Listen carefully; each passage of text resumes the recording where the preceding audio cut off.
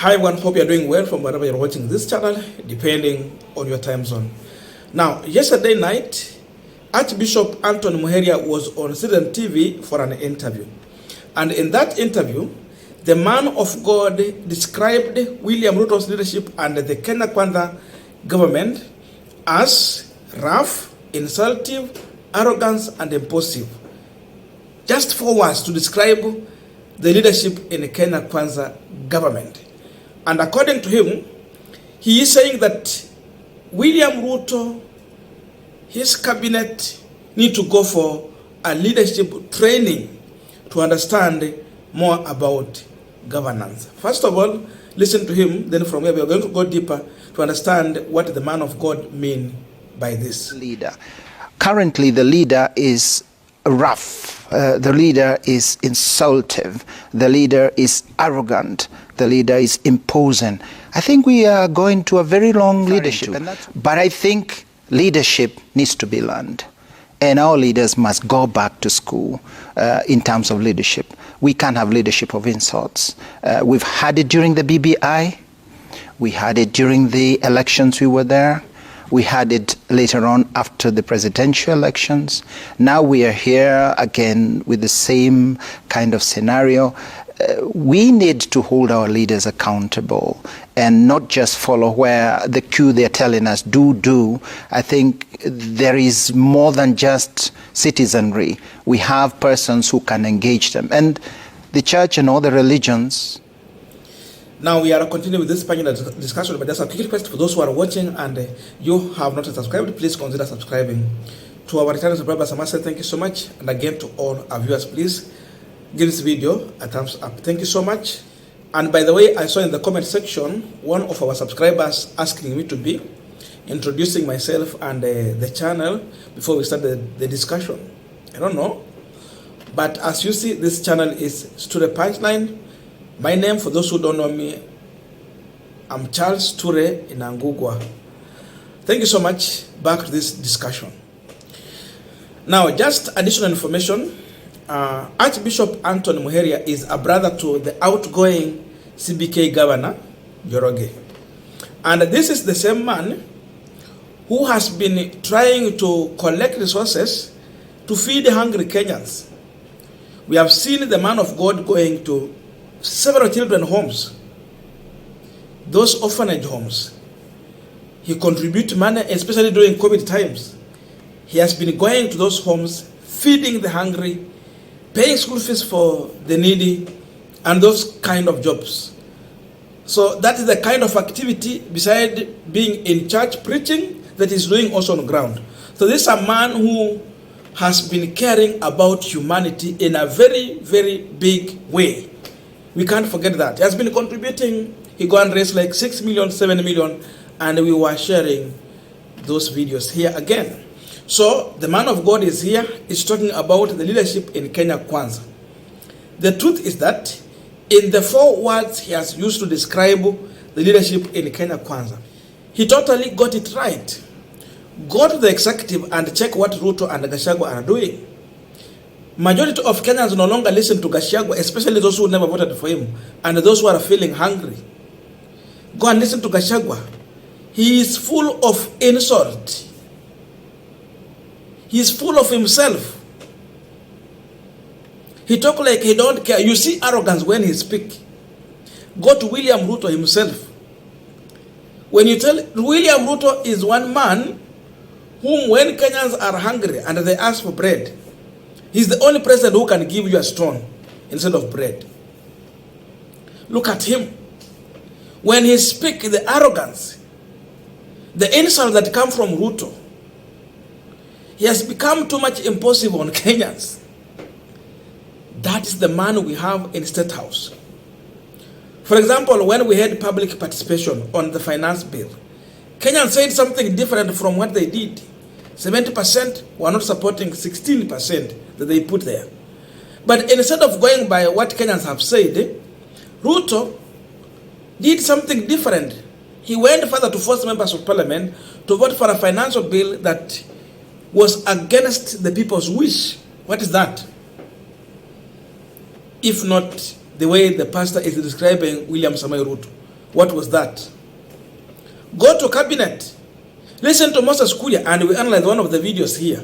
When you say you will go to the Kenyatta home and urinate on the former president, then you go back home.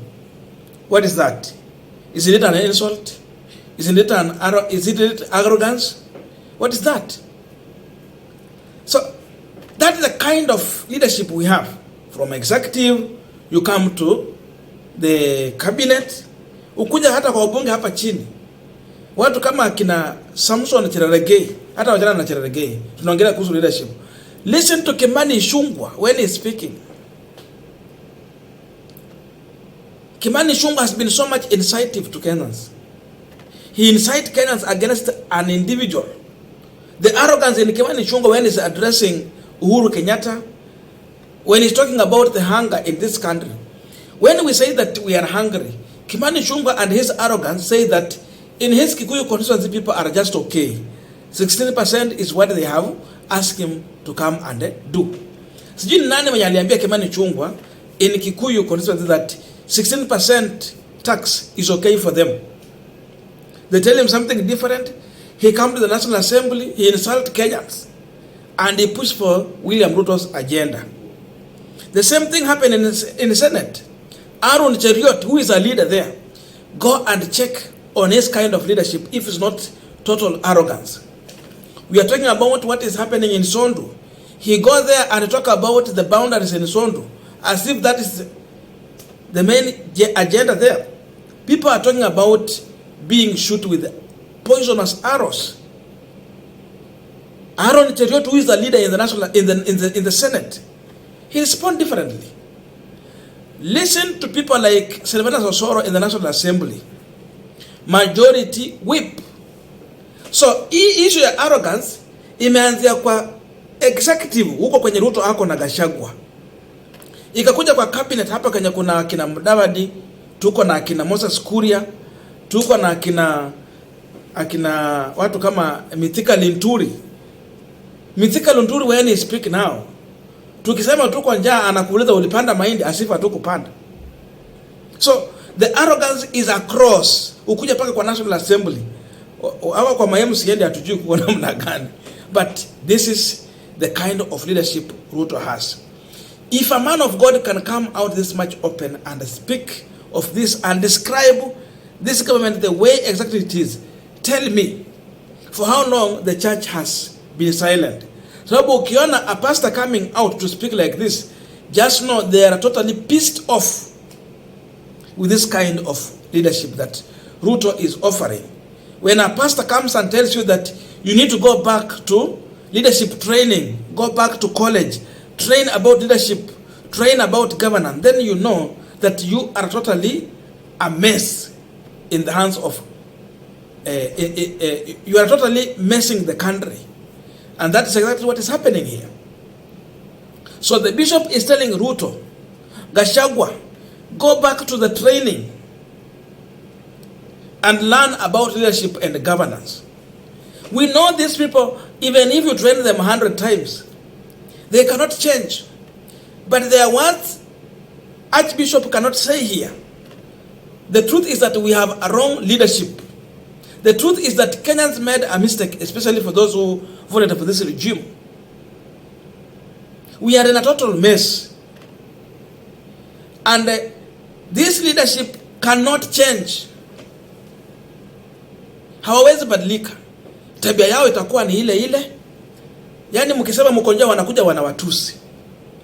Sasa Ruto alisema jana ni juzi alisema kama Uhuru hata acha na mambo ya kufund Raila, is Uhuru funding Raila? Do you need to fund mass action? If there is someone who can fund mass action, it's Ruto. But for Raila, you just come to Kamkunji and announce tomorrow is mass action. Sijui ni watu wangapi walipewa Sugoi kufanya maandamano. Because I got photos from my friend Gumzo TV News. He sent me some photos. I saw videos.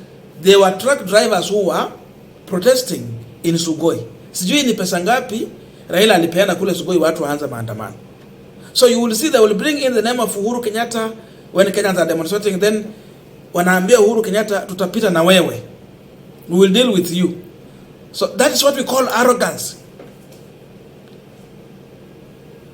Because of this arrogance, Kenyans in their own mind, they view William Ruto as a rogue president to some extent. Because when you don't listen, you move on your own, you're not moving with the people, you impose things on Kenyans. Sasa mpaka wa Kenya wamemkataa. Saa hizi tu kitu yenye imebaki kwa Ruto is for him to impose himself on Kenyans. Because now what is facing, it is rejection after rejection. No one want to associate with William Ruto. No one want him at all. No one want to listen to his deputy. If you listen to Kuria, now even Mount Kenya is demonstrating because of the insult statement that is coming from Moses Kuria and other leaders. Gachagua is now facing rejection because there is no way Raila can fund mass action in Nyeri, where Gachagua is coming from. Gachagua should be telling us, if people are funding mass action in Nyeri, what was he doing if it was funded? You don't need to tell hungry people to come and demonstrate. They will just come and speak their mind. So, in as much we complain about many things we are facing in this country, from finance bill and many other things, they will not come with solution. Instead, what they bring back is insult. You see them speaking too much rough. You see arrogance coming from them, and that is the leadership. So the church is literally describing these people, and it is good for now the church to distance themselves from this leadership so that they will not sink with these people. The more you stay with Ruto, the more you should be preparing to sink with him.